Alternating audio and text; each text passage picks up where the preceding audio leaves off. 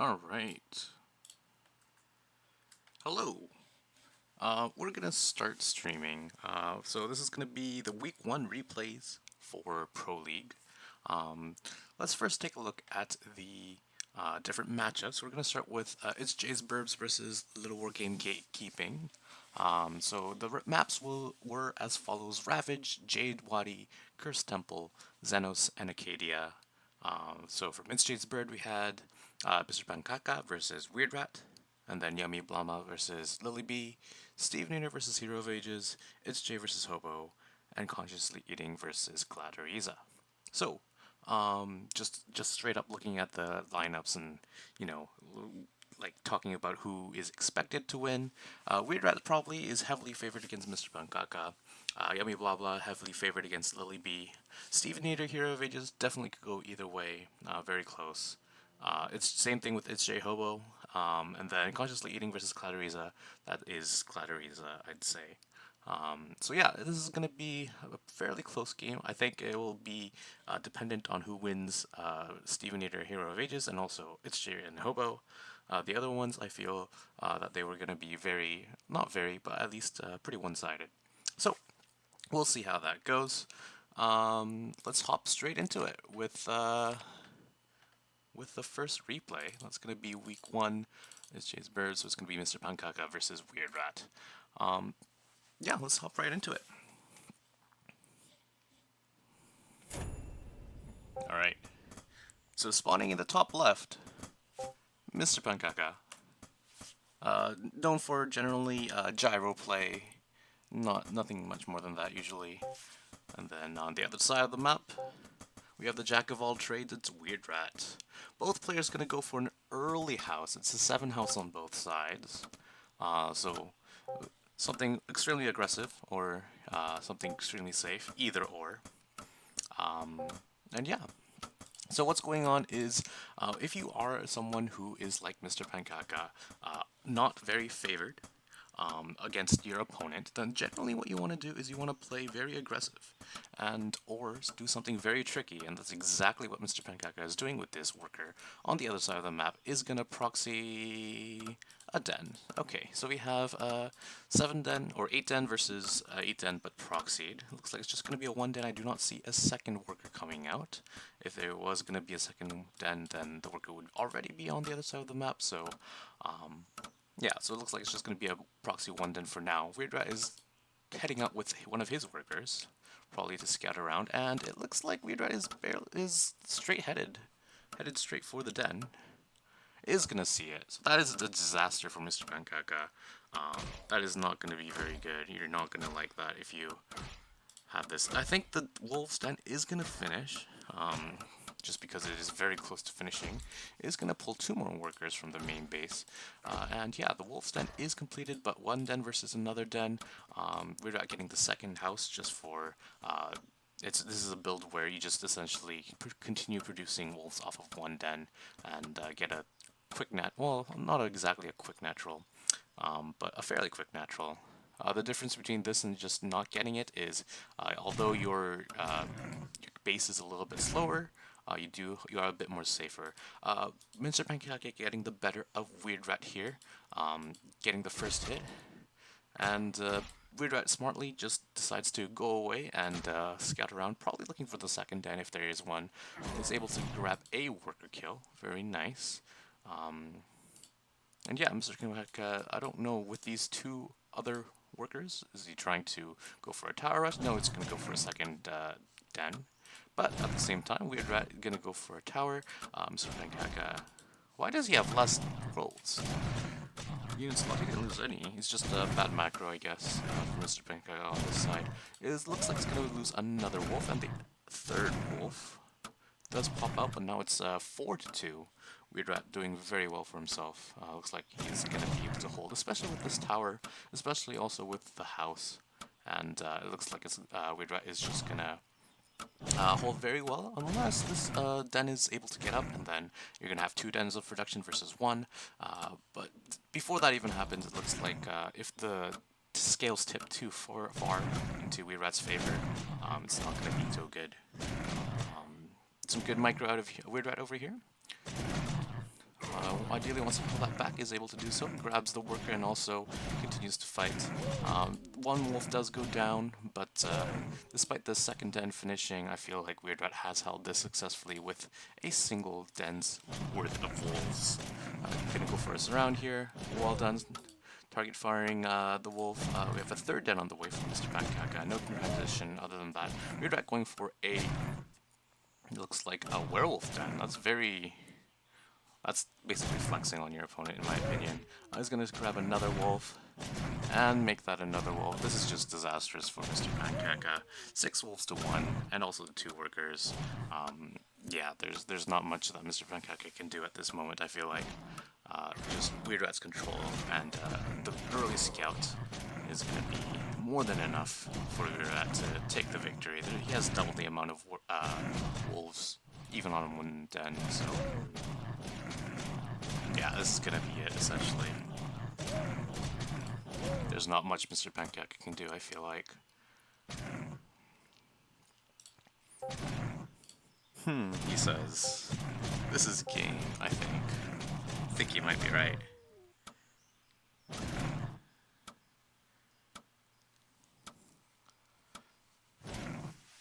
We'll speed it up because we know. GG, well played. Sorry for cheese, only we had a chance. A little bit unfortunate that it was scouted so well. Maybe he should have proxied in a slightly different location that's not as easily scouted. But yeah, that's going to be game 1 going to WeirdRat, and let's head into game 2. So, Littlewargame up 1-0. And then let's take a look at game 2. That's going to be YummyBlaBla versus lilyb on Jade Wadi. Alright. JLHF, good luck, have fun. And yeah, so let's talk a little YummyBlaBla going for quick house looks like. Let's talk a little bit about Jade Wadi. Pretty large map. The biggest defining factor is that the main base is on the low ground compared to the high ground on most other maps. There's a lot of these ledges, and these are very useful for raider gems. So I wouldn't be surprised if proxy racks, raiders, 2 racks raiders, something like that would be pulled out, especially if you're someone like lilyb, aka Physics Fan, who is very strong with the 2x Raider. He's done it a lot in previous Pro League as well, so that's something I would be expecting if I was a YummyBlaBla. I would favor YummyBlaBla for sure, being the better player overall. Looks like he's gonna play very safe with a quick workshop. So this is 7 house 8 workshop. Yeah, this is just very safe, unless he's doing something really cheeky. Okay, we have 2 workers going out into the middle of the map. Looks like it's gonna be some sort of proxy, maybe? If it was, yeah, that's gonna be something really interesting. This is something that really kind of surprises me, because I feel like YummyBlaBla is just a better player than lilyb, and if I were them, I would probably just play very, very safe and try to drag it to a longer game and win from there. But evidently he has other ideas. We'll see what goes on. We have a worker probably. This is probably the scouting worker. You can say, oh, I'm scouting. And this is probably going to be the proxy worker. We'll see what they proxy on this side of the map. If it's going to be something like this, probably it's going to be a mill. If it's going to be an advanced workshop, you want that close to your workshop. And there it is. As I predicted, it is a mill. On the other side of things, lilyb has gone for a raider opening. About as standard as it gets. YummyBlaBla is... Ooh, what is this? A blind tower. What does lilyb know that I don't? He has not seen anything. He has seen a scouting worker. So this tower is very weird in my opinion. Perhaps gonna play into YummyBlaBla's I guess image. Usually YummyBlaBla, for those of you who don't know, often likes to go for a cheeky little 2-den against players that he deems are not as good, or even players who are good as well, because you get a lot of aggression, you do a lot of damage. If the opponent miss micros, then there's a lot of damage. You can potentially just win the game straight up from there.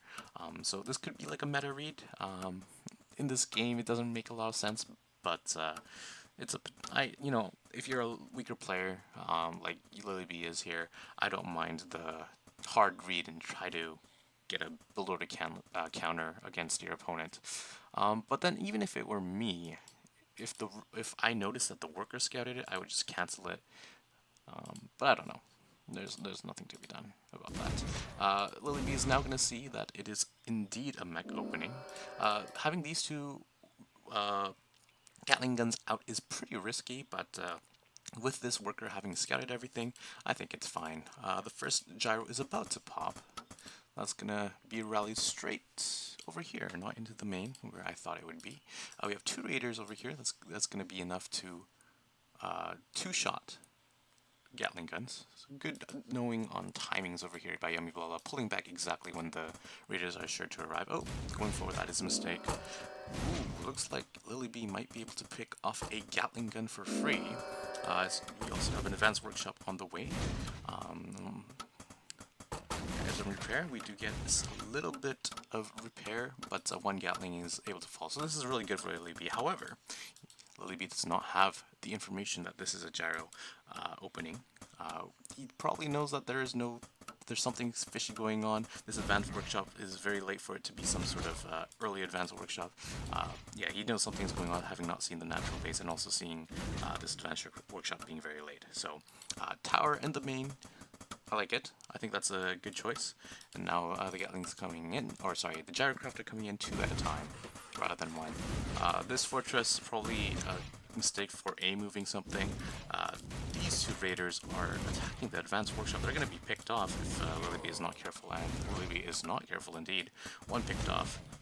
The second one is also going to be picked off. That's a mistake.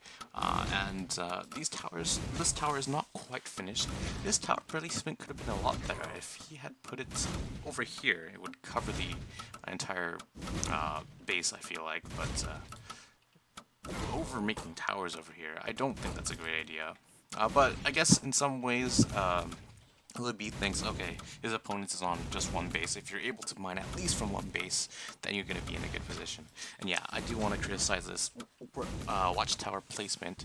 It should be closer to the middle, like right over here, so that they can cover the entire line, but is not able to do so. YummyBlaBla bringing a worker that proxied this mill over as well. I wonder what that's going to be for. What is this house doing? Did he... Okay, that's just a mistake, I guess. Okay, so right now, we're in a position where YummyBlaBla is in a better position, having done a lot of damage, forcing out 3 towers, even though only one really was needed, wasn't necessary. lilyb is going to go for a continued building the fortress. This timing is weird. I feel like he cancelled and then restarted it. I might have missed that. I'm not exactly sure. Gonna cancel a wolf's den. Something must be going on in his head. He has no idea what's going on. Maybe he saw this and that's why? Yeah. What is his response to this tower, seeing this tower in vision? He only has one archer as a single fighting unit. Yeah, this is just not looking good for lilyb. YummyBlaBla coming in with Gatling guns. But probably not going to be able to do much with that, as there are no workers here at the moment. Second archer comes, and those are going to be able to kind of solidify this position, but with this tower coming up, and I think more catapults on the way, this is going to be very tough for lilyb to break out of. 2 additional racks is his choice of weapon of choice, but I don't think that's exactly the best case that you could do. Rax units, they're pretty weak against mech units, especially catapults, so I think if it were me, I'd just throw down an advanced workshop and a workshop just to play just the advanced workshop to get the ballista for the gyros, and then just the regular workshop for the tower. But we'll see if this triple barracks is going to work out. I suspect it won't. One thing lilyb can also do is, probably should do, is move some workers over to the natural so that there's more efficient mining. That is not going to happen. YummyBlaBla going to take a natural base in a very weird location, not straight over here, just in case, I guess, lilyb isn't watching. But yeah, looks like YummyBlaBla is going to pepper down this watchtower from afar. along with some airship micro. These catapults should never flow down, especially when you don't have a ballista or anything like that of your own.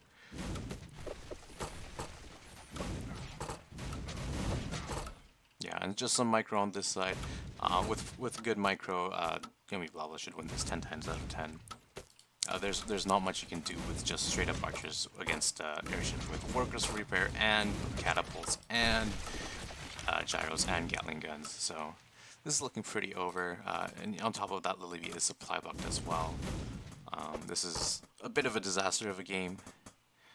Going for the early tower, probably in expectation of a 2-den, but unable to make much use of that. So, and yeah, just with the tower push along with the catapults, this looks like this is going to be game eventually. Yeah.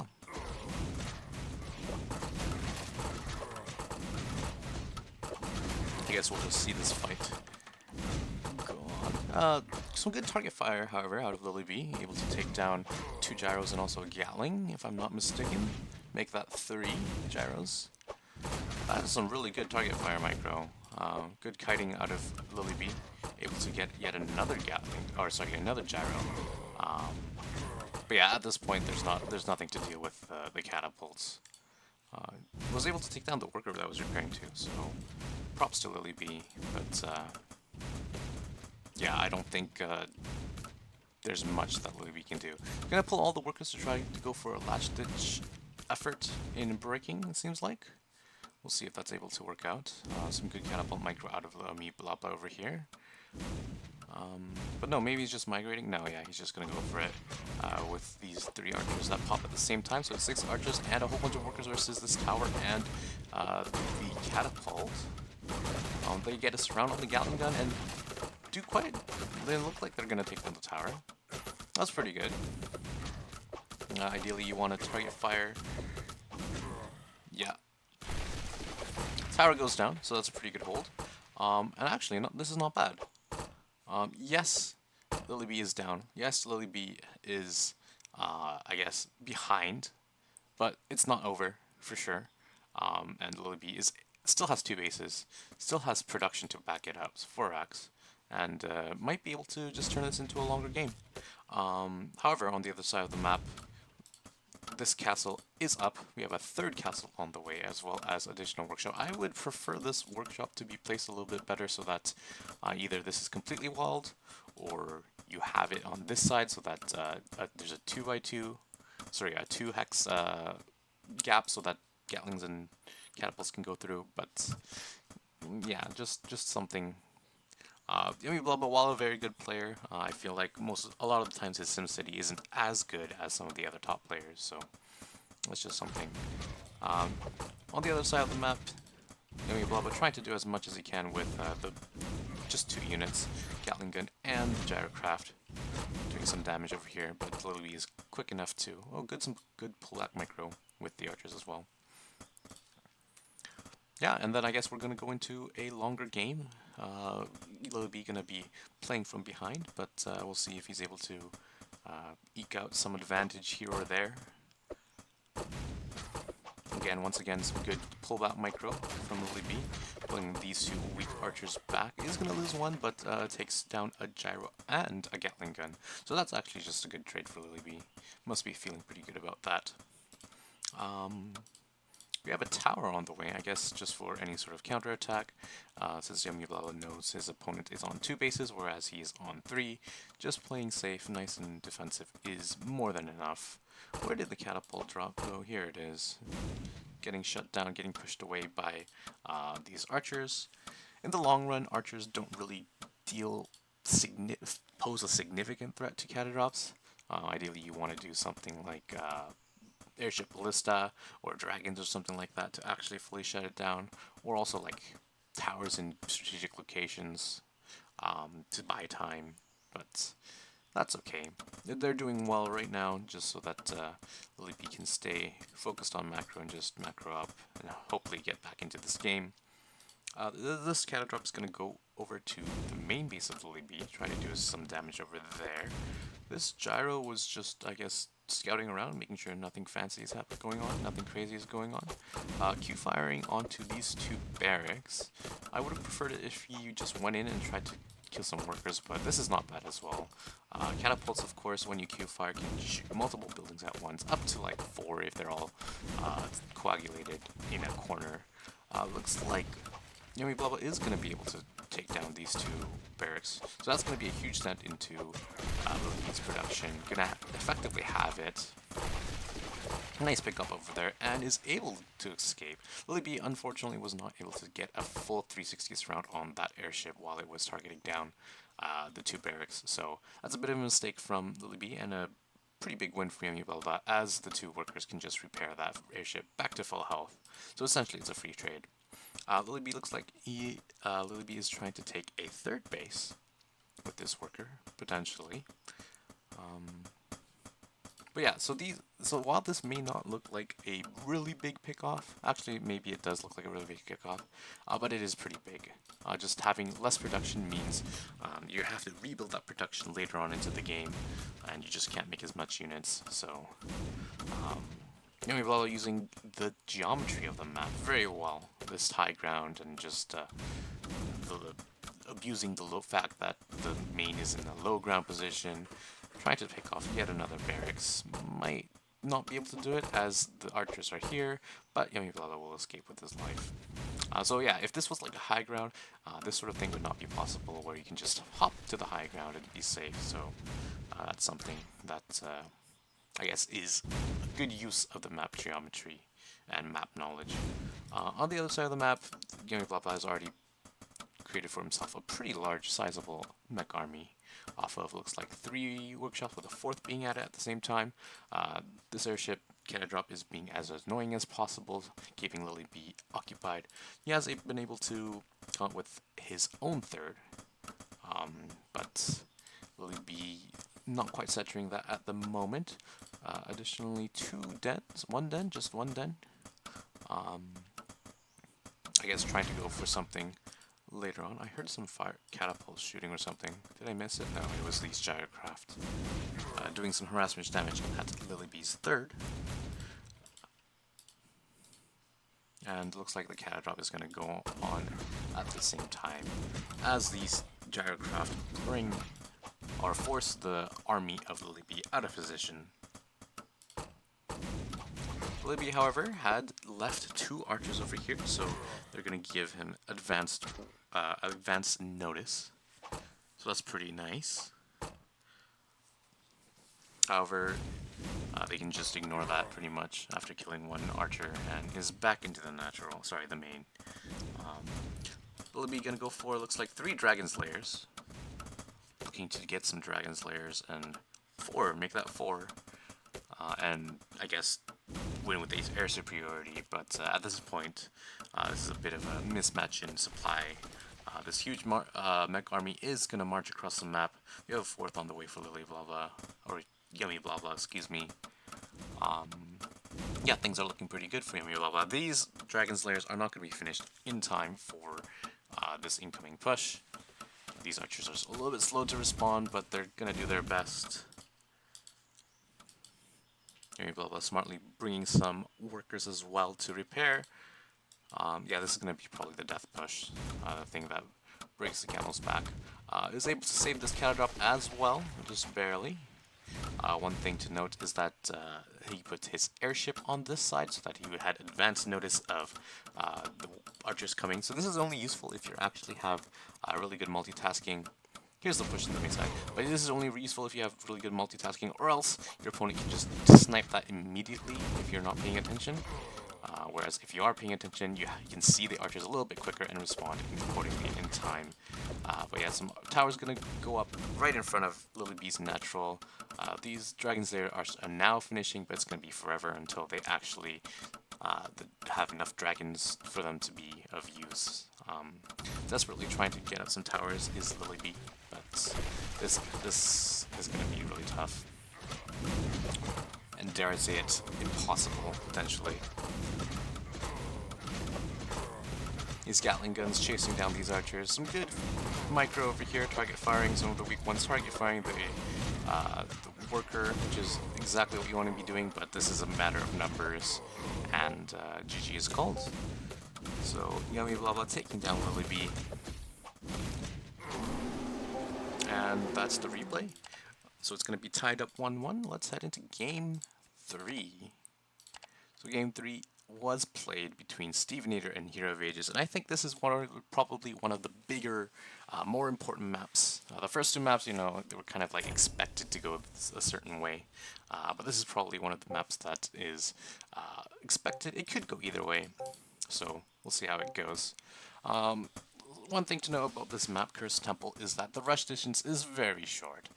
You can go from your main to their main very quickly in one central path. So it's pretty easy to scout, pretty easy to do some sort of crazy rush or anything like that. But if this, I guess, if this phase of the game does pass by normally without anything too chaotic, the big map, it's going to be like a center fight in the middle of the map, trying to get advantage of the high ground, trying to get control of this high ground, while at the same time, a lot of times people try to you know, do some drops because it's really the air distance is very short. Dragons, cattle drops, anything like that. Yeah, that's sort of generally what I see on this map, in my opinion. We have a worker scout from Steveinator. Steveinator, a very standard, very safe player. Obviously, one of the players that really likes to worker scout is going to see that it is a Rax opening.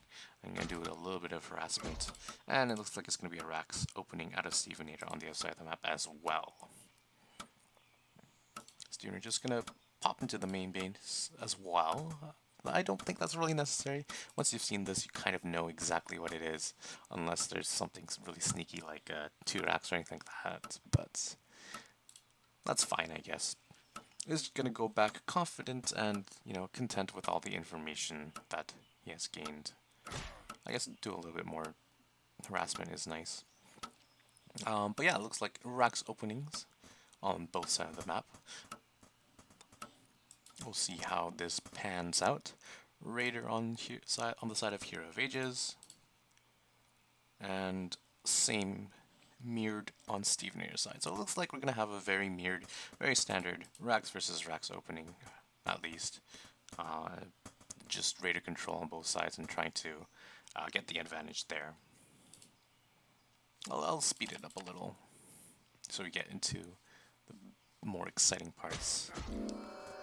Raiders harassing, we have a castle, we have another castle. So 2 Raider opening on both sides of the map, pretty nice. And back to normal speed, we have an archer and we have an archer. Yeah, so this is just a mutant build on both sides. It's going to come down... Oh, wait. I'm sorry, I missed that. So it looks like Steveinator sent one of his raiders all the way across the map to get some scouting information, which allowed for heroofages to go a little bit aggressive with the 2 versus 1, able to take down a raider. Very good pick off of heroofages, so definitely taking an early advantage. If you're heroofages and you see that there's only 1 raider, then you know that the other raider probably must be coming on this way. So I would not take this. Oh, actually gonna go for this third. Actually, maybe not. Okay. But yeah, if you know that there's a raider missing, I would probably not take this third. I would wait until I had like 3 or 4 archers. Go for another house first or something like that. But yeah, heroofages is going to go for a very greedy, early, quick third base. Then, if in that case, I wouldn't mind heroofages just bringing back both of his raiders just to protect that. Heroofages is going to go flash into the main with one of those raiders. Maybe just walked in, I'm not quite sure. Sorry, I missed that. But is able to scout the main base, see nothing is up, see the tower, and heroofages is probably going to feel pretty good. It does lose a worker in the main. That's a little bit unfortunate. Steveinator's raider is probably going to be able to flash out. This raider is being chased away, but is able to save it. And Steveinator's raider over here is going to just flash away as well. So let's take note of what happened here in the early game. I would say heroofages was able to get away, by and large, with a quicker third. So this is going to be an advantage. Steveinator on the other hand has a slower castle. Was forced to create, not forced, but he chose to build a watchtower over here. Lost the earlier raider, so despite getting the good full scout and also picking off a worker for free, this raider, is that going to survive? No. Oh yes, it does. Nice. That's fortunate for Hero of Ages, unfortunate for Steveinator. But yeah, as I was saying, Hero of Ages is going to be in a bit of a commanding spot over here. I would like to see these archers come closer to the third, and as I say that, he is indeed doing that. So this is a bit of a move out with 1 raider, 4 archers. Looks like Hero of Ages with 1 raider and 4 archers as his own is probably going to be able to hold with these workers in tow, but if he fights without them, without the raider as well, this is not going to be very good. Gonna pull back, gonna bring his reinforcements.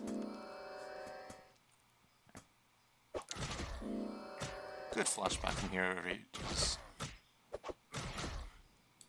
Some good pullback micro over there, but it is ultimately going to be able to be taken down. Continue to fight this. So very good micro on Steveinator's side. I don't think he lost a single unit, but was able to kill what, two looks like 2 archers and a worker or 2. This is the importance of having this high ground. If you don't have the high ground, you don't know what units there are. They can also shoot if your units aren't, like if your units are close and their units are on top of the ramp, then they can just shoot it down easily. Yeah. So this is just very good for Steveinator, just taking the advantage back. And off of that, it looks like Steveinator has decided to go for a bit of a mech transition, catapults on the way, as well as a advanced workshop. Hero of Ages is just content on sitting on the 2 racks and going for an advanced workshop of his own. Is making an airship, so probably going to do some sort of a, I guess, a drop into the main or something like that of soldiers or something like that. And as I say that, he's going to pull down these 4 soldiers, so that's probably what's going to happen. I do like this bird that's going to take a look at just what's going on in the middle of the map, but as I say that, we have a bit of a push out of Steveinator. Good shift clicking out of Hero of Ages. Well done. Good micro over there, selecting the watchtower and shift clicking all the weak archers to target them down. I feel like Hero of Ages may have forgotten about this raider over here. What is over here? This raider's scouting around. But yeah, good micro on both sides. We have this drop that's going to go across with four soldiers. There's not much in the main, so I expect this to do a little bit of damage, if not a lot. But Steveinator with the early catapult is going to be able to, I guess, put a bit of a chokehold onto this. This is probably why I prefer to take this base rather than this base as my third. You have another ramp that they have to go up if they want to attack you. Yes, they can go all the way around, but that takes a while. But like, I feel like most people actually go for this ramp. That third base. This airship is in the main and unloaded 4 soldiers. They're going to be able to snipe down this advanced workshop. It's going to drop. I like this. Trying to get as much value as possible. Picking up and dropping these soldiers to save them. Well done. Gets an advanced workshop for free. Is he going to drop on top of that? There's too many archers. He's just got to go back. Yeah. I do like that. Steveinator has a tower on this high ground. I would prefer for this to be like maybe here, rather than just smack dab in the middle. Hero of Ages, however, is going to go in and snipe this catapult. Well done by him.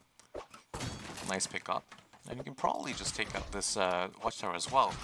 This drop, obviously, while doing some damage, also pulls his workers or his army back. So this is just some good moves out of Hero of Ages. Well done. Is able to take down the tower and is able to regain control of the high ground of the middle of the map. Yeah, I would love to see that's a little bit of incoordination there with the rest of his units. He's going to build a tower where it was, but this is a bit ambitious, I feel like. He's going to cancel in time. Well done. But unfortunately, despite getting the high ground, Hero of Ages is not able to hold onto it and has to cede control of it. We have another racks coming up, so that's going to bring it up to 3 racks. This workshop has been going up, but on the other side of the map, Looks like Steveinator is posturing to take a 4th base, and with a bit of a more focus on mech, I feel like it's going to be easier for him to keep control of this high ground if he's able to control it right now, right? However, with a good drop, I like that the drop coming from the south side for the soldiers. Looks like heroofages is going to be able to regain control of the high ground. Also good target fire on the repairing worker. Well done. I'd like to see the raiders flash over and get this worker as well before the tower goes up. And they're able to do so. So once again, a flip-flopping in control is the middle of the map. However, while that was going on, a little bit of floating going on over here on both sides. Yes, this was a little bit of an overextension over here. heroofages pressing his advantage a bit too much, taking a lot of catapult shots and walking into a tower. Not ideal. I don't mind this, though, going on this side, going around, maybe look to deny this 4th.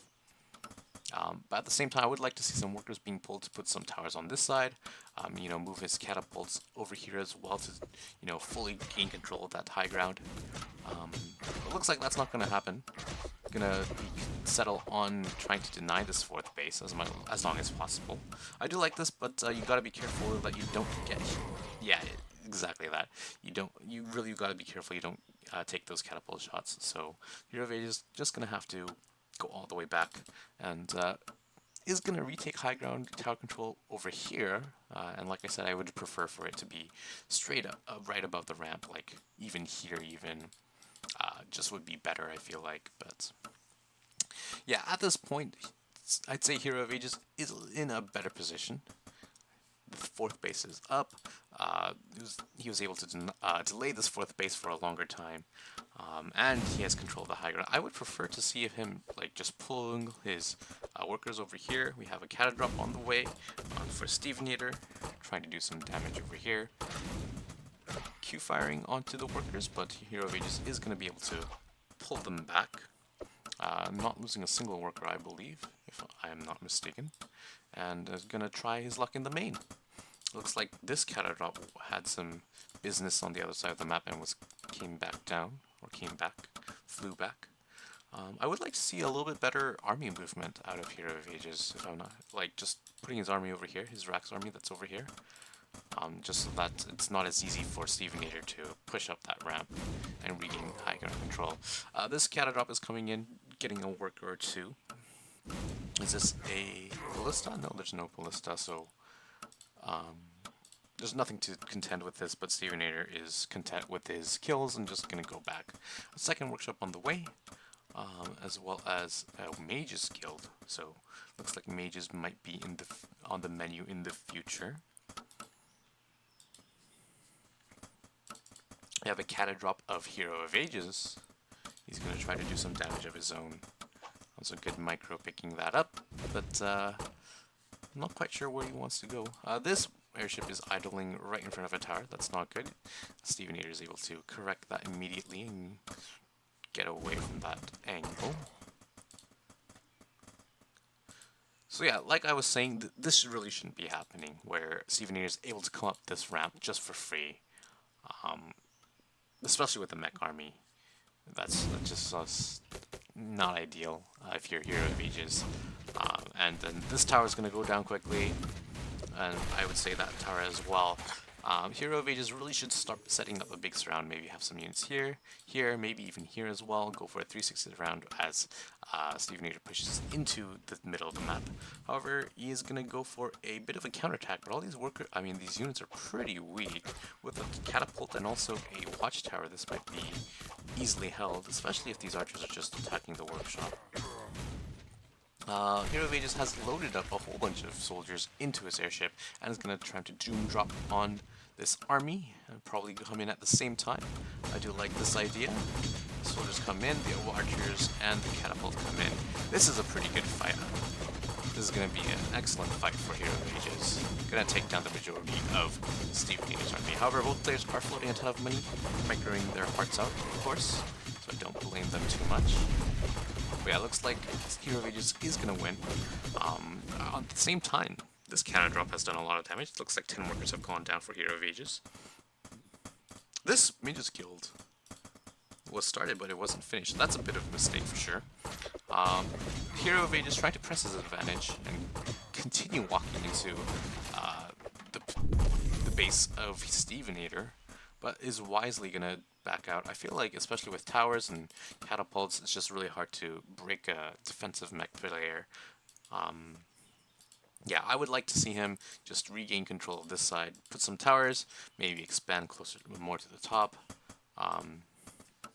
resaturate his main base, you know, continue taking to mages. This, I feel like, is a pretty big mistake that Hero of Ages was not aware of. He started this a long time ago, but was still unable to get that. These workers are going to try to deal with this counter drop. Not ideal, but it gets the job done. Let's take a look at the upgrade situation. It's going to be 1-1 versus 1-2. So a little bit better for our Rax player. Is this a full wall? No, it's not. Maybe it is? These catapults might be stuck. I'm not entirely sure. I think they were. That's why Hero of Ages is varying them over. These archers are going to be caught. Looks like they did a little bit of damage to a Gatling gun, but they're ultimately going to go down. I feel like the longer this game goes on, if Hero of Ages doesn't like take some sort of advantage, like a 5th base or get a critical mass of mages up, it's going to be better for Steveinator, especially as larger armies, especially larger mech armies, are hard to. This is a way though. Some good harassment being done by Hero of Ages, evening up the worker supply, and just escaping with the life. Once again, this is a bit of a miss in Hero of Ages' game plan, where he's not able to control this part of the high ground, where Steveinator is bound to walk up. You definitely need to be controlling this high ground and prevent them from just casually going up. This airship is going to go down for free. That's a mistake on Steveinator's side. It is able to drop a single catapult, but that's going to be promptly taken down as well. I do like this though. Controlling this high ground is actually not bad if you have long range units like catapults. Maybe? Actually, it might. If you go up this way, you're not going to shoot at all, but I don't know. Steveinator is taking a 5th base into the top left corner of the map. Hero of Ages, however, is just kind of chilling. Where are his mages? Did he start the fireball upgrade? No, he did not.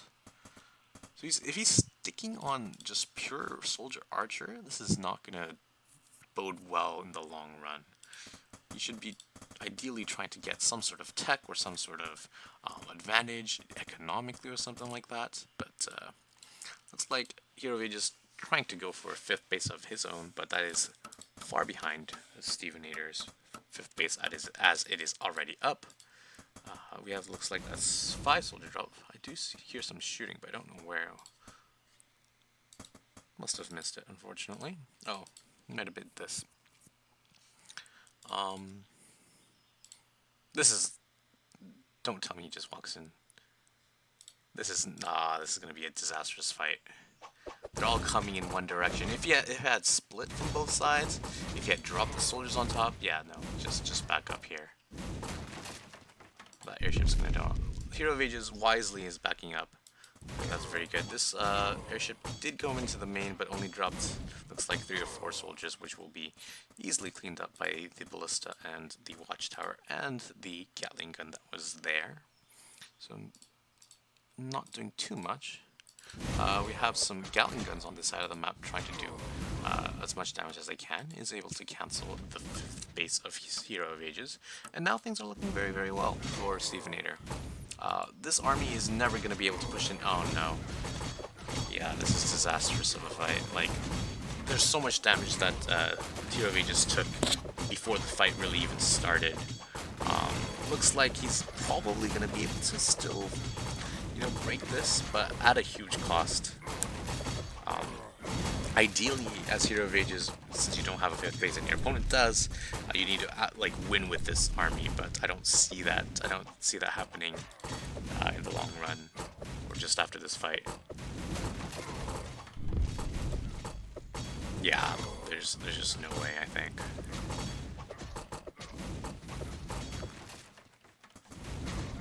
These Gatling guns coming in from the top side, doing some damage to the workers as well. Here we're just going to respond with these, but that's a lot of workers going down. Yeah, this is not really looking very good for Hero Ages. I feel like he let it slip away a bit. The game kind of slipped away from his fingertips. Still has a kind of control over the middle of the map, which is good. But I don't know if that's going to be enough, especially with Hero of Ages. I mean, Steveinator taking the top left base, having a better economy, having a better composition, especially on this map. Yeah, I don't know if that's going to be enough. I would like to see some workers being rebuilt over here, as they are. And I would also like to see some more mages. Or at least a mage, which we haven't seen all game yet. Even though the Mages Guild was done a little while back. Looks like Steveinator is content and gonna take a 6th base. And Steveinator also looks like he's gonna try to send a Acadia drop all the way around its top side of the map. Or maybe just clean up these this portion of his army over here. At the same time, Hero of Ages is also doing the same thing. I'm going to go for a Acadia of his own. And another one on this side. So double progress harassment on this side. Going to Q5 over here. Steveinator is able to respond over here, and then these gyros will just take that down immediately. Maybe the airship survives to drop off the 2 catapults. Going to drop one off. He's actually able to survive just straight up, which is very nice. Hero of Ages is going to pick up these catapults and probably drop this base. Yeah, I feel like... Why can't Hero of Ages mine? Oh, he's ran out of mining over here. Yeah, he only has 2 bases worth of mining, essentially. And this base isn't even fully saturated. Yeah. Hero of Ages is behind on just army size, supply-wise, and also behind economically as well. This Acadia drop has been taken care of. Yeah, there's not much that Hero of Ages can do other than having like a miraculous fight win and then pushing and destroying his opponent, but that seems very unlikely, especially if you're the Rax player against the mech player. These Ballista dealing with the Gyrocraft fairly well. Obviously that's what they're meant to do.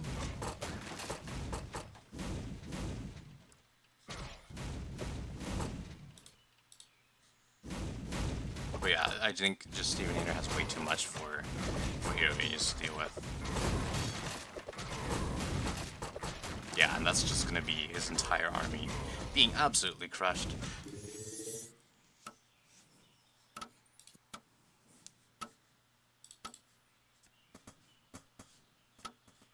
Yeah, it's just unfortunate. Hero of Ages was just not able to expand past the 4th base, and he had some good fights in the middle of the map where he set up very well. This catapult drop is coming in, but it looks like not going to be able to do much.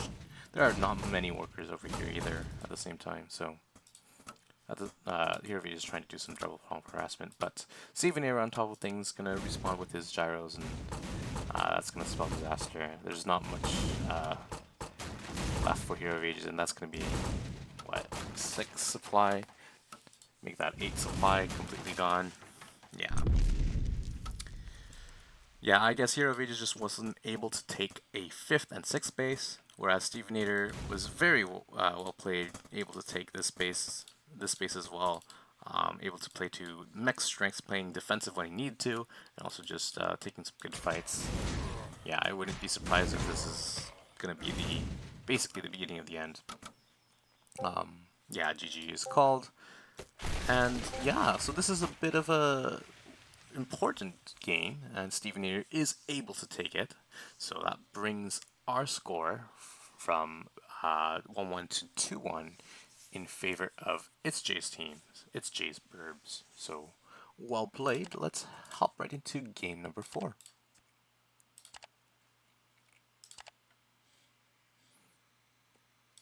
Game number 4 is going to be played on Xenos. It's going to be between Hobo and itzJ. And we'll see how it goes. So Xenos is a really interesting map. I feel like it's kind of a beast or mech map.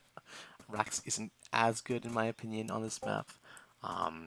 Beast, especially if you can take down all these destructible buildings in the middle of the map, you're able to open new attack paths and just you're able to like surround armies from all different angles if they walk across just the middle of the map. So I think that's very powerful for Beast. For Mech, however, you're able to do some really good stuff against, if they take like this base, you're able to counter drop on this side. There's a lot of airspace over here to like, pretty cool map, says Hobo. Haha, I get it. Yeah, there's a lot of airspace over here. You can drop over here and counter drop over here. If you take this map, then you can counter drop from this side. So yeah, it's a pretty good map for counter drops. It's a pretty good map for Beasts. So I wouldn't be surprised if either of our players went for any of these strategies. But we'll see how it goes. Looks like an early scout out of itzJ. I respect that. itzJ probably thinks that, especially with Hobo being someone very flexible and able to play all sorts of styles, just getting the early read is crucial and just understanding what your opponent is playing. So is going to see that it is a workshop opening out of Hobo here. Hobo bringing the worker just to deal with this worker harassment. At the same time, itzJ is going to go for a barracks opening. Going to go for the raiders. One thing that I suspect itzJ has prepared for is that I can see with this house is there is a potential for a tower to be built in this corner. Like you can put a worker here and then build a tower on this side, so it kind of walls itself. So I think this is just good preparation out of itzJ. You know, probably Hobo is not the kind of person to do it, but any sort of preparation, any sort of little advantage you get is good. Oh, we're gonna go for a tower. His tower is very far out. I don't like this at all. I think this is a mistake. If you are gonna tower, you basically want a tower over here where it's more safer, where you can cover the gold line and also your buildings. Having it way over here is, I think, just a straight up mistake. Like, what is this gonna protect from? Like, a raider comes here, oops, gets hit, and then just goes all the way around. Like, you can even just go around over here, right? Yeah, I don't know. I don't agree with this at all. We'll see how it goes. This raider is gonna come in. Probably just gonna take one hit and just flashes away. Good reaction time out of itzJ. Did he see that? Is that why? Yeah, absolutely. Hobo trying to get itzJ to just quit the game immediately, but itzJ is too smart for that. itzJ is gonna try to do a little bit of harassment, but it's just gonna flash away. Yeah, I think this is so far pretty good for itzJ. He's able to get a castle up quicker than his opponent, and also his opponent went for a watchtower, so this is just good for itzJ. Good opening. Is going to be in the advantaged position. Not sure about going in with the raider at that point. If he had just not taken that damage, then he would have been able to go in with two of them at once. That is barely going to fall. Looks like he's going to try to target down the other Gatling gun as well. Is it going to... Oh, the repair is in time. Is going to get one raider. So it's going to be one raider for two Gatling guns. So this is pretty good for our Rax player itzJ at the moment. This Gatling gun is not quite out yet. Still about halfway left. So it's just going to try to do as much damage as he can while that Gatling gun is not there. Probably not going to do too much over here, just flash away and just chill.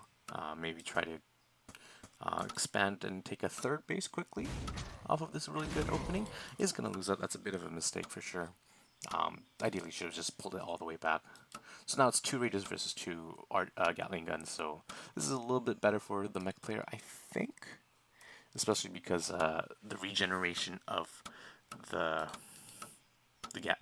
raiders means that they get value over time.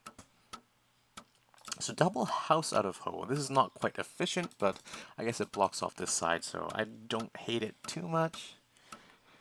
I mean, ideally, you just SimCity better, and you don't need to do that. Like, if this tower was in a better placement, then you wouldn't need to do that, so that's a bit of a mistake in my opinion, but this is like the biggest mistake that Hobo has made right now, so far. itzJ is probably just going to take a quick third, or maybe not. What are these two workers going to do? Is it going to be... What is it going to be? I actually know what it's going to be. It's just, you know, you gotta hype it up for the casting. As this workshop finishes, here we have it. Mill 1, mill 2. So it's going to be 2 mills versus 1 mill. So obviously 2 is greater than 1. And 2 gyros are going to be greater than 1 gyro. And so on and so forth. So if it's a numbers game, then itzJ is going to be ahead for sure. However, if you're going to be the attacking player with gyros, then you're not going to have workers to repair. Whereas if you're defending with gyros, you do have workers nearby to pull to repair. So Hobo's going to be able to, potentially, if he has good repair micro, able to pull his workers quickly in time. Probably going to survive even with huge numbers disadvantage. So if I were itzJ, I'd like pull up my gyrocraft for a while. Maybe like, ooh, this is barely going to escape. Well done by itzJ. I'd pull them up. Wait till like maybe 5-ish, maybe a little bit more. I believe 5 gyros, 2-shot workers. So I'd probably like pull them up till 5. Since you have 2 mills, probably just wait until 6, and then go from there. Start 2-shotting workers like that. That might be a little bit better. itzJ was able to double blink, but forgets to move command it all the way back, so he's gonna lose another raider. So that's 2 raiders for 1 Gatling gun, which is not ideal for itzJ. However, I think things could potentially be very impactful if itzJ is able to get these gyros up and do a lot of damage. Hobo has sent this gyro of his, gonna go on the top side of the map and just go all the way around to do some scouting. itzJ looks like it's gonna put some towers. This is actually pretty cool. I feel like if you have towers here, you have a place to go back to.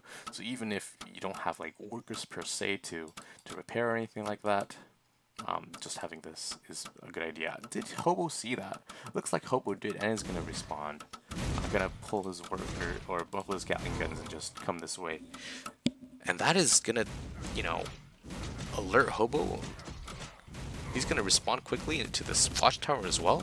If itzJ didn't actually show that worker, then Hobo would have had no idea that these towers were going to go up, and they would have finished, like, instantly, right? So this is a mistake out of itzJ. Just showing that worker meant that Hobo knew something was going up, and was able to respond in time. So imagine this fight, instead of 3 versus 2, just straight up, imagine if there were 2 towers here as well. This would be a huge fight for itzJ. And I'm sure he was thinking about getting some catapults and just bringing in slow sieging over here. With the air advantage with 2 gyros or 2 mil versus 1 mil and no advanced workshop on the other side, it would have been potentially disastrous for Hobo. But he's able to see this, the 2 towers and cancel them, and this is the worker advantage that the defending player had. As I said previously, it is able to snipe down another Gatling gun, or sorry, another gyrocraft, so some good micro out of Hobo here. At the same time, itzJ is targeting down the workers, which you should be doing. But yeah, at this point, you just want to be going all the way back. You want to be pulling some workers as well for repair. itzJ is going to go for a third of his own, but that is partially complete, about halfway, whereas Hobo's has already been complete. itzJ fighting with some weak gyros, not ideal. However, is able to micro them to their fullest potential, pulling the weak ones back. Well done. But yeah, just I think the repair might be just too strong. I don't know. This catapult unfortunately made its way too far forward. Yeah, this is not looking too good for itzJ. Once again, I just want to go back to the towers. Imagine if the towers had actually gone up. That would have been a completely different story. This is the Hobo would not be able to like pull his Gatling guns and his gyrocraft into the line of fire of towers. So that worker being spotted by Hobo is absolutely huge, I feel like. But as it stands right now, we're in this pretty even game.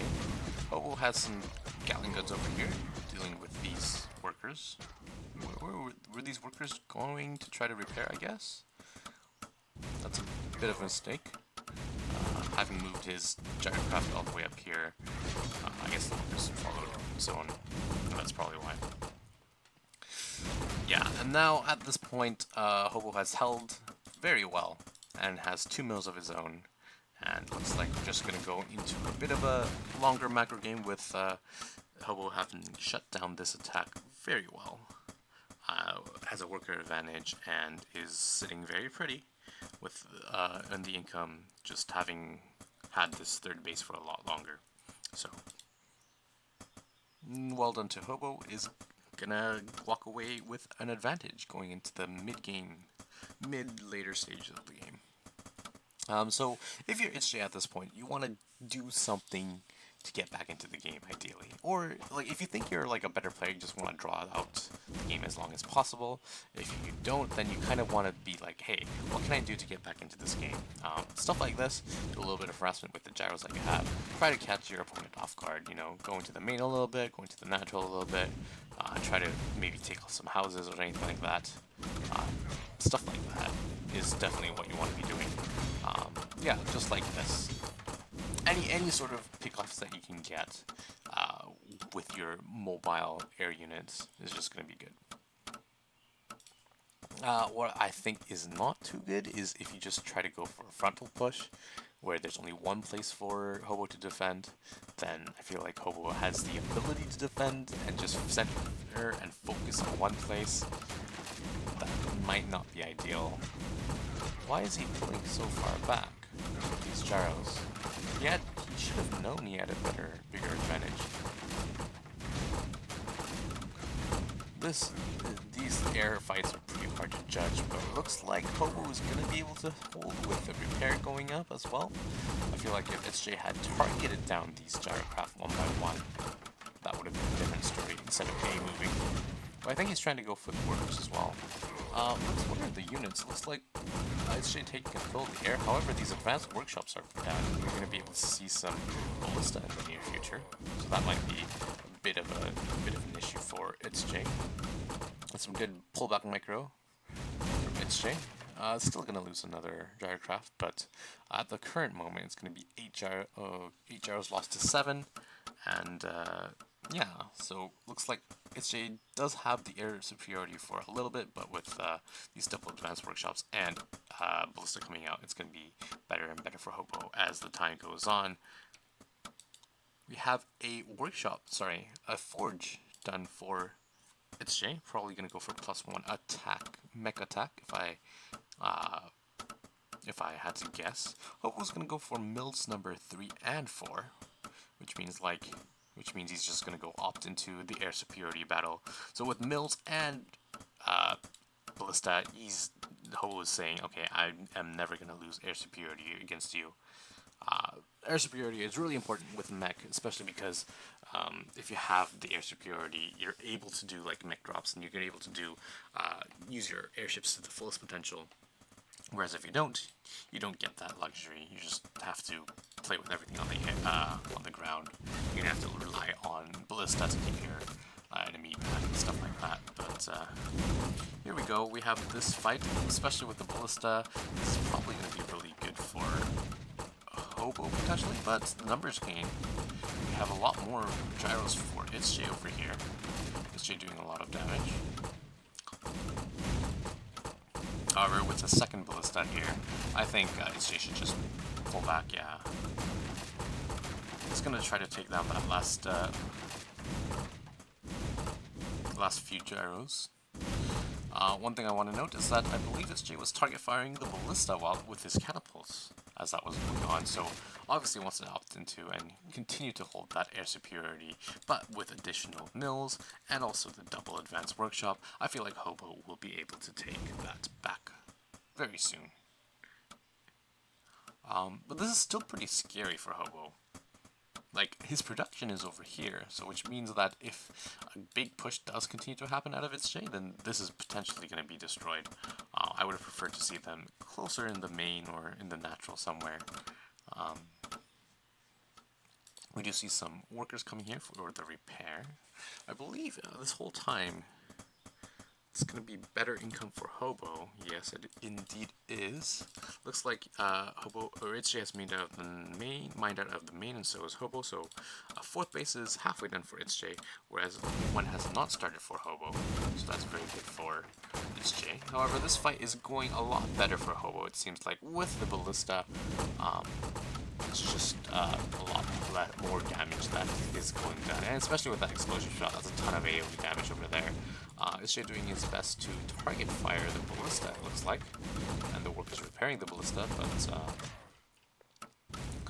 right now, yeah, it looks like itzJ's bid for air superiority is basically gone down the drain, and with 4 mills, and also with ballista, yeah, it looks like itzJ is going to lose air superiority, and Hobo's going to take them, especially with these mills going down.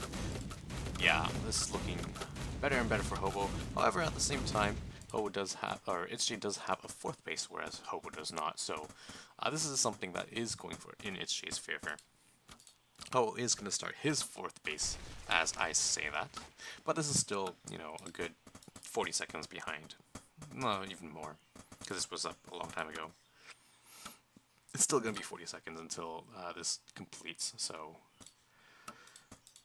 yeah, while itzJ has not been able to do much with his pushes, he is ahead economically at the moment, so maybe he's able to draw out the game a bit more and find a long-term victory in the near future.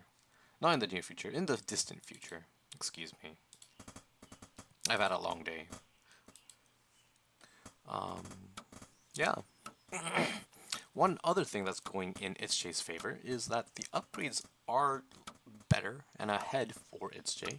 Hobo here is going to go for armor upgrades, which is something I feel like you should never go for when you're going mech versus mech. You should always go for attack upgrades.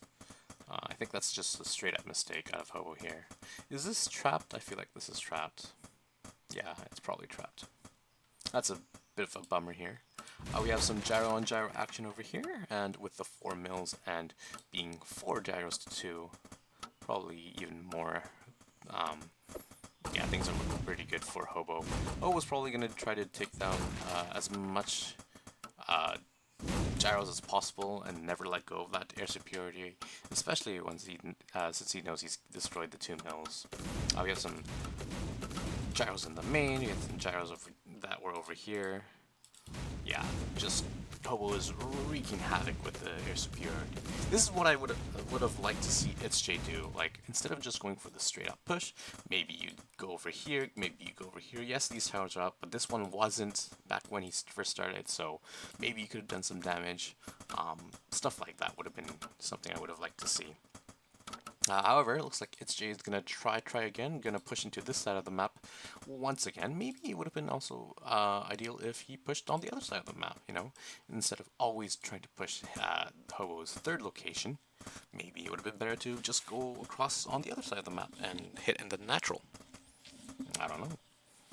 Might have, I guess maybe it's a bit of mind games where like, oh yeah, he's surely bound to be like, oh, there's no way he's going to push the same place again for the 3rd time, right? Yeah, with only 1 ballista here, this is not going to be good for itzJ. If Hobo brings all of his gyros, where are the gyros? They're over here. Well, if he brings his gyros over here, he's going to be able to clean up everything just for free. While right now, itzJ, however, has won the catapult fight. Just the air superiority means that these catapults will be able to be taken down, and there's not much that itzJ can do. So this was kind of like the last-ditch effort, in my opinion, for itzJ, kind of the Hail Mary. I would have liked to see him wait a little bit more until he had some more ballista before he did this push. Looks like itzJ's probably going to Q fire onto Mirror Line. Not quite. Okay. Fair enough. Now he's going to go for it, but Hobo was able to respond and pull his workers away. Well done by Hobo. And yeah, with that air superiority, you're just able to, with the gyrocraft, just shut down any of the straggling catapults, any units that are alone essentially without ballista support. So yeah, things are looking pretty good for Hobo. Taking another base over here and yet another base over here, bringing his total base count up to 1, 2, 3, 4, 5, 6. But the main and natural are mined out, so it's going to be effectively 4 bases. itzJ also has 1, 2, 3, 4 bases. This is not quite mined out, so itzJ economically is pretty similar. But yeah, what does he have for all of these gyrocraft? How many units does he have? He has 4 ballista, but they're not anywhere in the vicinity. And yeah, so this is essentially, I feel like, what itzJ wanted to do with the gyrocraft, but Hobo was able to defend when there were a few numbers, and just play a bit more defensively, and just was able to hold on. Whereas if you have a whole bunch of gyrocrafts, you really can't do much with the repair, even if you have repair. So itzJ gonna go for this frontal push once again. Looks like for, if memory serves, the 4th time. Maybe 4th time's the charm. We'll see. This time he has more ballista, so definitely a counter to the gyrocraft. We'll see if that is able to work. Gyrocraft coming in from the top. Already 1 ballista down for itzJ. Gets 2 more on the bottom side. Can get some shots off. But yeah, at this point, there's just not enough for itzJ, I feel like. Not enough catapults, not enough ballista.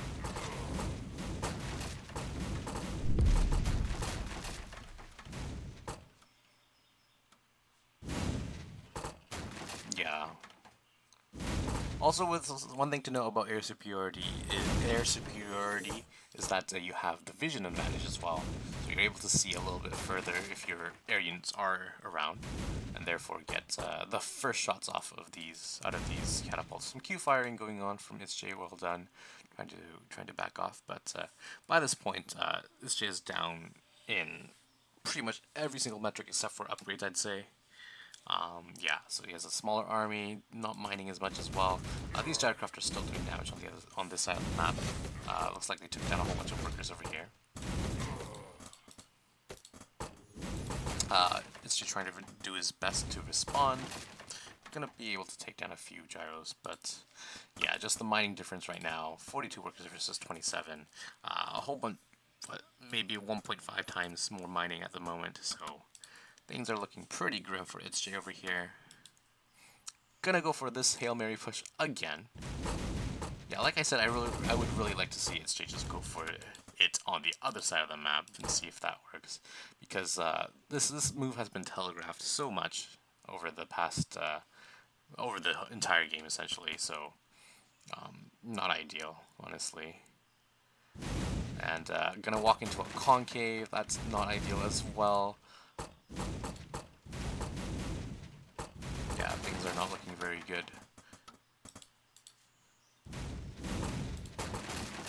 Although, like, if you look at just the ground army, the armies are very comparable. They have 13 versus 13 catapults. It's just that a lot of the supply is in the gyros. So, and yeah, this is just a better fight right now for Hobo. Hobo using the good strategy of having just 1 unit at the front. Yeah, just using stuff like this. Generally you do this with the Gatling gun, but Hobo doing it with the catapult, that's fine as well. You just have 1 unit at the front, and you just take your pellet to move left and right, try to bait out as many shots as possible while your catapults do as much damage as they can. So some good understanding of mech versus mech micro out of Hobo.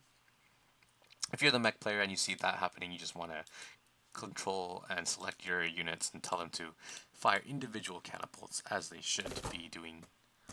That is the ideal. That's how you deal with it. These Gatling guns, or sorry, these gyros looks like they're going to be able to be taken down, especially with all these ballista and these towers, so a bit of sloppy play from Hobo, but honestly at this point you don't really mind it, because you can replace it with more ground army. Your air superiority has already done its job, I feel like. You took it and went for a better economic situation. You were able to do a whole bunch of harassment, and yeah, I think this is really good for Hobo. This push probably is not going to kill. Maybe it will, especially when you have the vision advantage, like I said over here. So as you can see, all of these catapults are shooting, whereas Hobo had the vision advantage, so the catapults couldn't see. And also, you had the Gatling gun that was just moving, so that if itzJA moves over here, they'll all try to attack the Gatling gun, as you can see over here, while Hobo's catapults are able to snipe catapult after ballista after catapult. So some good understanding of how to play mech versus mech out of Hobo. Yeah. Why is itzJ like unable to max out? Is he just doesn't have that much income, it looks like? Maybe? Perhaps. Probably. I think looks like itzJ was trying to go for a cata drop, but that is just gonna go down the drain. That's 8 supply down the drain just for free. Unfortunate. We have this fight on this bottom side of the road as well, bottom side of the map. That's gonna be in favor of itzJ, looks like a little bit, but at the same time there's nothing really to deal with this army of Hobos at the top side of the map. So the supplies are becoming further and further apart. itzJ is floating a lot of money as well. Things are looking really good for Hobo. Yeah.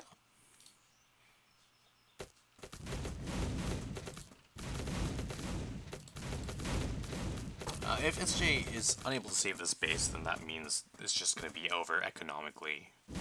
Like, you don't really have, you're only going to be on 2 bases mining, which is obviously not good. However, looks like itzJ is going to be able to hold.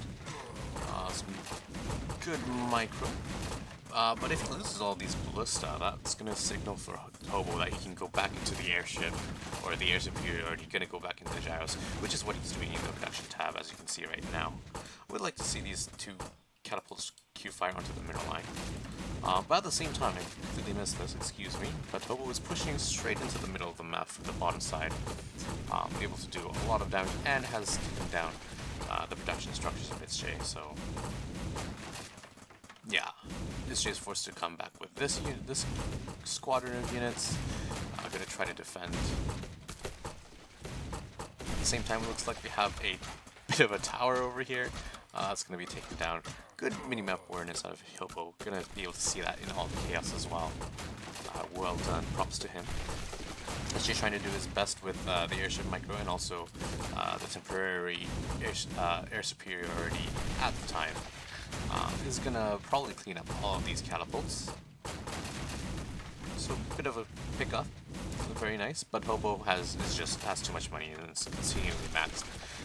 And as those units had to be pulled to the bottom side, to this side of the map, Hobo is just gonna be able to push onto this base of itzJ, gonna knock him back down to 2 mining bases and kill a whole bunch of workers at the same time. Only 18 workers remain, whereas Hobo is still at a healthy 42. So things are looking very good for Hobo. It looks like he's going to be able to take this game.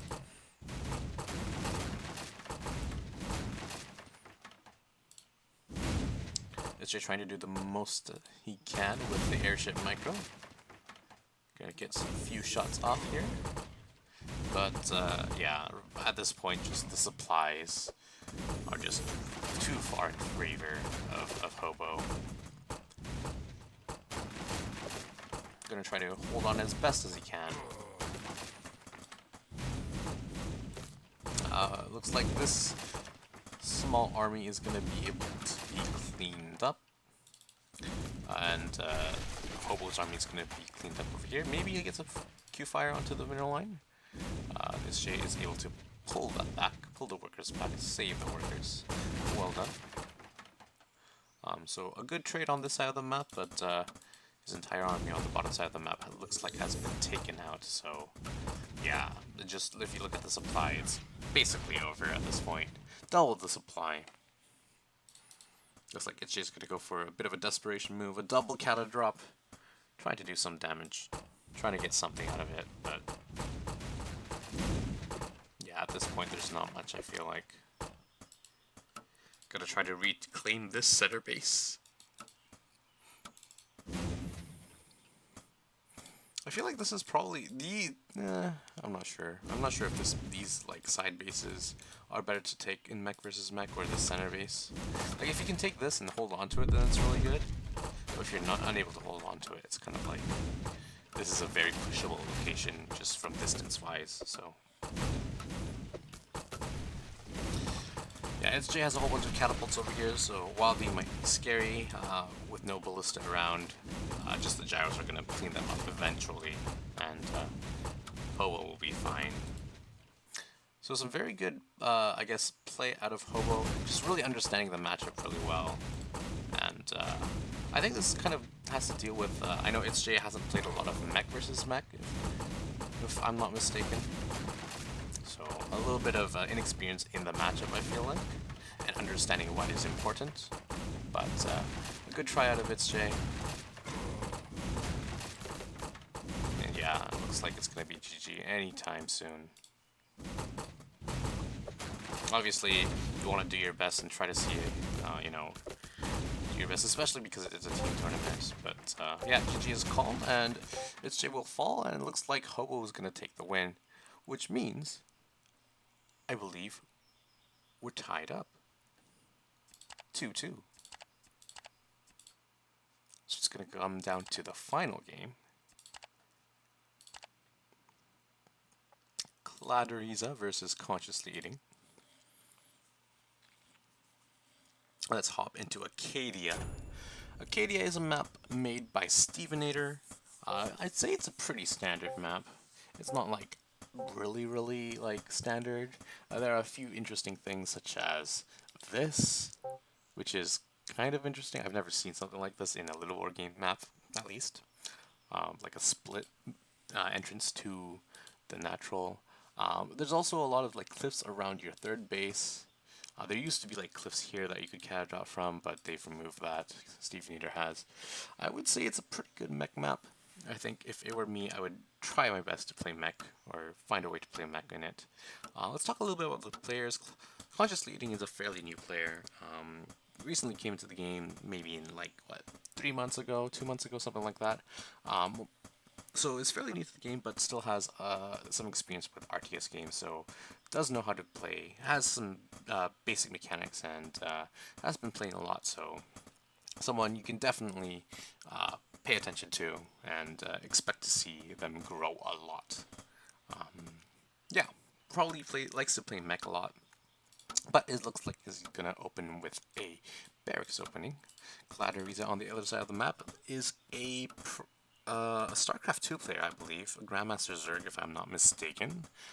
Mostly plays Beast Styles, Wolf Snake, that kind of thing. Looks like he's going to open with a 2-den.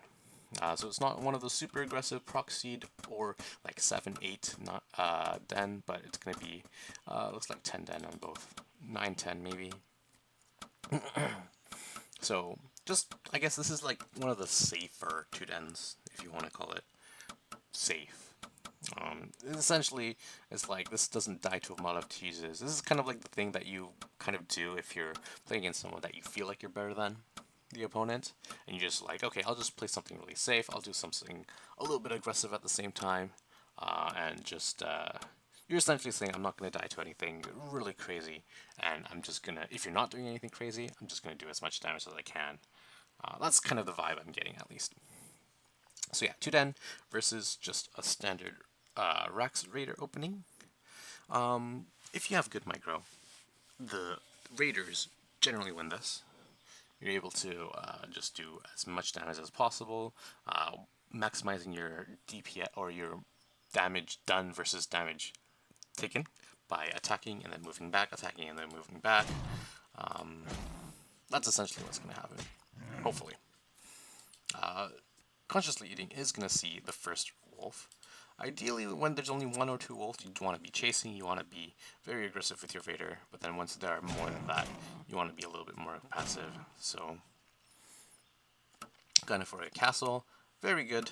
Some people are like, oh no, I'm gonna die, and they just refuse to get the castle, which can work, but that's a good pick off, getting a wolf. But ideally, you just go for just non-stop raider production, and then go for a castle. This is so far so good.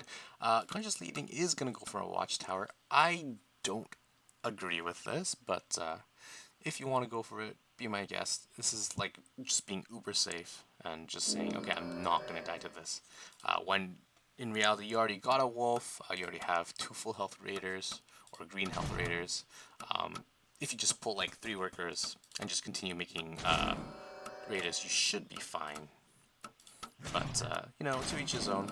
I don't hate the going for it and just playing extremely super safe. I don't hate it at all. Yeah.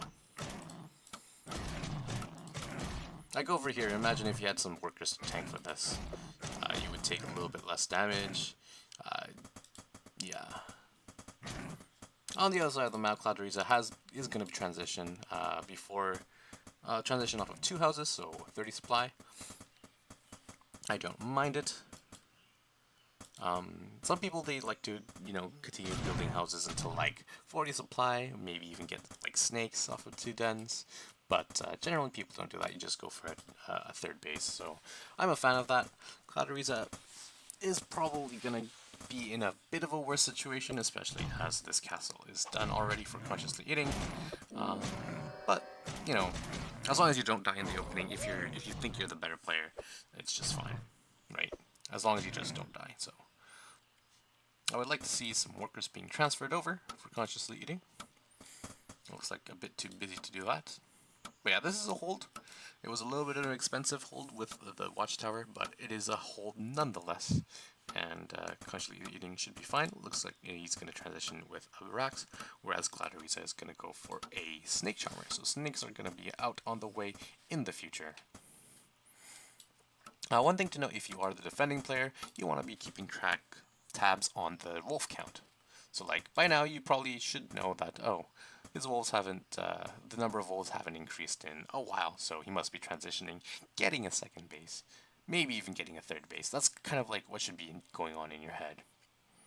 This raider is being left behind. This raider is also being left behind. Not anymore. They're going to go all together. Cladorhiza, what is this worker doing?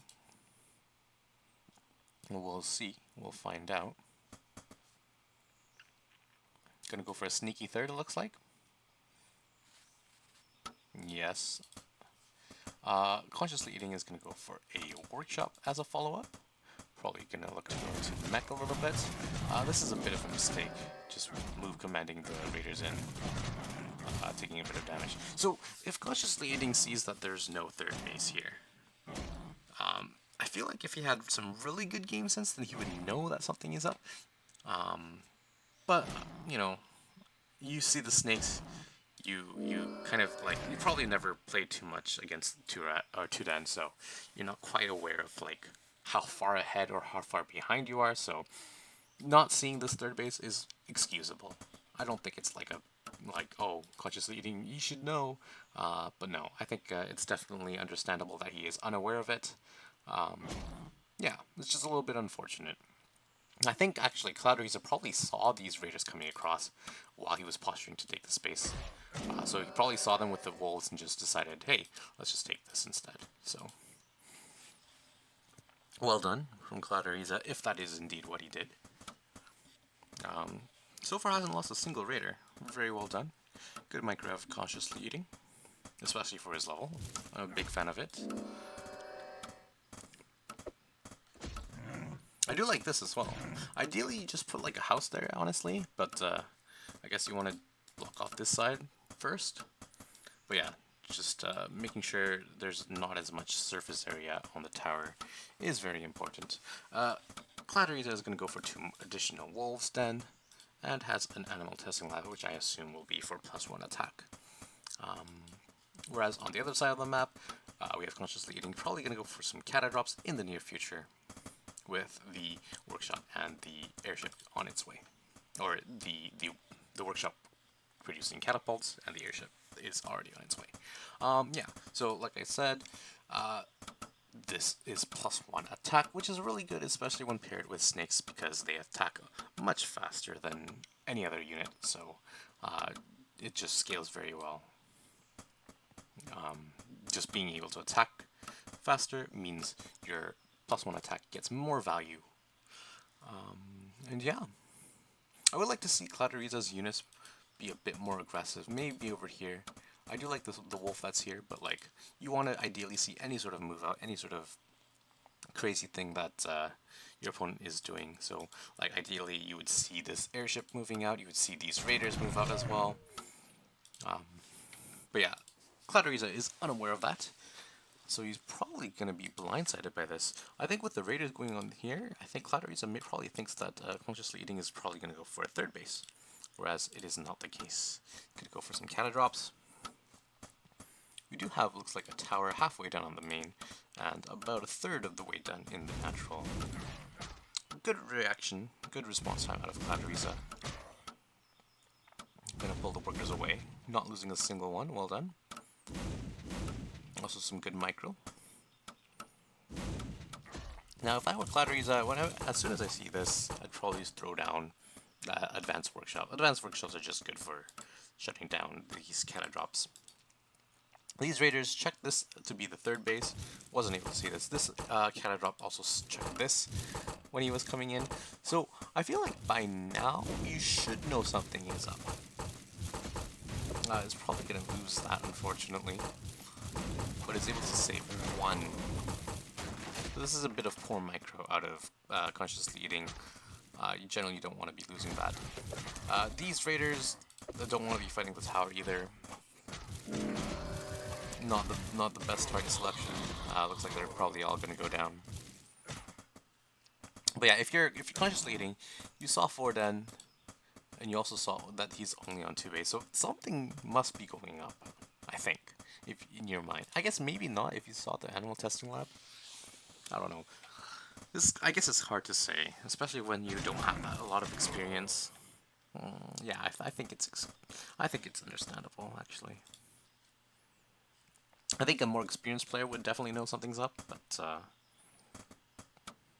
if you're ConsciouslyEating and you see this, like 4 den on 2 base, quote unquote, along with the animal testing lab, maybe you just played really defensive, and that's fine.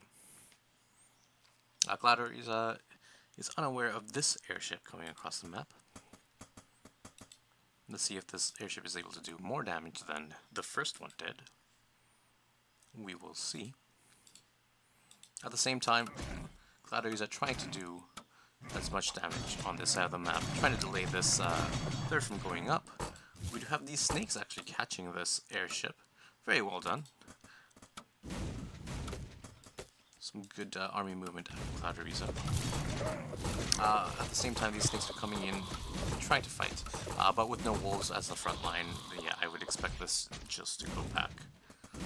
Generally, this worker should be on auto repair.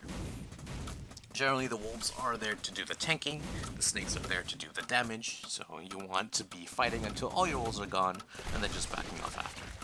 ConsciouslyEating is able to take down a house for free, and then just come straight back to what he thinks is the third base, but it's actually his Cladorhiza's 4th base. And I guess that's going to trigger ConsciouslyEating to go for an attack. I think that's a good idea. Especially... yeah, I just think that's a pretty good idea. You know, just this cata drop has taken Cladorhiza probably to be scrambling, trying to deal with it, and just coming in with this push. I like it. I would like to see some workers come with it as well and just set up on the high ground. That is catapults like here and here, and just chill here. Right? Posture, put some towers on the high ground, try to like hold this position and force your opponent to attack into you. But it looks like there's going to be bit of a surround onto these archers, so the big meat of ConsciouslyEating's army is going to be taken down a little bit, and with more reinforcements streaming in, it looks like Cladorhiza is barely able to hold this. Yeah, some of these catapults weren't shooting immediately, so that's a bit of an unfortunate thing. However, that push was able to allow ConsciouslyEating to grab this third base. So in ConsciouslyEating's mind, he probably thinks he's like even-ish at least, right? Right? Maybe? I'm not entirely sure. I'd have to ask the players to actually find out, but we'll see. ConsciouslyEating trying to do as much damage as he can with the cat drops as per se, and Cladorhiza, instead of going for the advanced workshop like is preferred, or at least in my opinion, is going to go for the dragon slayers to deal with these drops. So I don't mind that as well, as long as you have something to deal with these drops and chase them down. You can't always be like defensively playing your drops, right? You can't always be like, oh, pull your workers every single time. These two catapults, looks like they were able to take down 10 workers. Well done. So good double-pronged harassment coming out of ConsciouslyEating. And these catapults also doing a lot of splash damage because of the buggy pathing, but it's going to just pick up over here. These catapults trying to target down the fortress, which is not something that you should be trying to target down. It just has too much health. If you are, though, you want to be Q-firing on the side closest to the gold mine. That worker's going to be trapped. Cladorhiza aware of it, and he's going to cancel to save it. This airship, it looks like it's going to survive, especially with the ballista over here, so nice. Okay, things are looking still alright for ConsciouslyEating, actually. Yeah, things are looking still pretty good. Like, it's not ideal, especially because you don't know about the space, and also because of the upgrade disadvantage, being now it's going to be 3 plus 3 against no upgrades. But yeah, ConsciouslyEating just putting up a good game. I think that's just really well done out of him. Especially in a map where he's not that favored against a better player like Cladorhiza. Cladorhiza is going to go for more dens, and probably just going to push once he has like a good number of dragons and a good number of wolf snake. Looks like the dragons are going to coagulate to the top, try to do some harassment probably. If I were ConsciouslyEating, you generally want to place, once you know that dragons are out, which he did, you want to place like a ballista on each side, unless you're going to be pushing, right? If you're pushing it's good to like take your ballista with you, as he is doing right now. I think this is a really small army to be pushing with, though. Like, there's not much meat to the army. Yeah, there's some soldier archer, but, you know, I don't know if this is going to be enough to, like, completely threaten. Dragon's going to go for a counter-tap on the top side of the map. Actually, this fight actually went pretty well for ConsciouslyEating. Looks like he didn't lose too much, but is losing, I guess, the towers on this base. I think if Cladorhiza had targeted down the workers earlier, that would have been really good. He's going to target them down right now, but ConsciouslyEating is going to be able to pull them back and take out a whole bunch of wolf snake as well.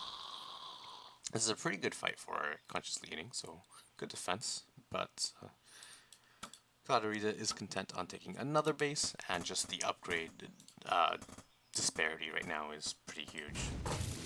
Yeah, there's... oh, okay. This ballista, these two ballista and the airship being picked off is pretty disastrous, honestly. Yeah, there goes all of the anti-air, or all of the important anti-air out of ConsciouslyEating. Not good. Now there's really nothing to deal with the dragons. Like, yes, you have a handful of archers. Yes, you have one ballista, but that's just not enough. That's not going to do enough.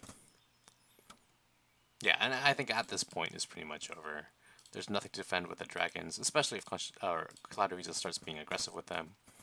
Does some damage. Gonna take out an airship, gonna do as much damage as he can.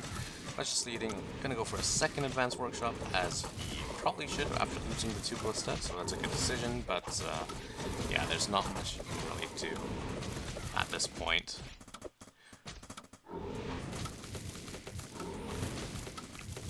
I guess it's one of the features of Acadia, where your third and your main are pretty long, especially if you walk them off like this with the castle and more buildings.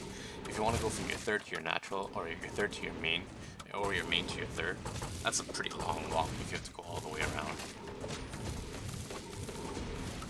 So maybe it's better to take this third, but then this is also a big long walk. I don't know. Some analysis that needs to be done for maps. This hero ballista is able to take down all these dragons. Does he have explosive shot? No, he does not. Actually, yes, he does. I don't know, excuse me. But I don't think he used it. There are a lot of red HP dragons here, so that could have been potentially dangerous. But yeah, right now we have werewolves on the way. We have a ton of dragons still alive, and yeah, things are looking dire for ConsciouslyEating. ConsciouslyEating trying to take this space, but is going to be greeted by a tower and also workers that are already mining. ConsciouslyEating saying, "Bro, what?" While a backstab happening into his third, as his army is over here. And yeah, that's going to be a spell disaster for ConsciouslyEating. Well fought, but unfortunately unable to take the W against a stronger opponent. Gonna say GG, well played. And yeah. So with that, let me, bam, this one. So with that, our week 1 results for itzJ's Birbs versus Littlewargame is going to be a 3-2 in favor of Team WeirdRat. A really close series, honestly. If you take a look at, like, some of the games were really one-sided, but the series itself was pretty close. Definitely the most exciting and most hotly contested maps were Heroofages and Steveinator on Cursed Temple, as well as itzJ and Hobo on Xenos. Yeah. So, some really exciting games. Really fun to watch, I think. And yeah, that's going to be it for this series. I believe Hobo was supposed to cast the other series, but as he wasn't able to do so, I'll probably do that after a short break. So I'll be right back, and we'll cast the other series as well. So hopefully that'll be exciting as well. And that's going to be... Well, that's the result one. Let's look at this. That's going to be the Nougat Whispering Guitar. Wow, with the X's. This is like an amalgamation of everyone's names. So what you can see is like XX from Deathstroke's name. You have the from the fighter. You have the capitalization of Destroy Call with the Nougat. And Nougat itself is going to be the Nougat, and also Stratocaster, you know, the guitar, Whispering Guitar. Makes sense. Makes sense. Versus Performance Enhancing Frogs. Yeah, I'll be right back, and we'll get right back into it in a minute or two. Probably more than that.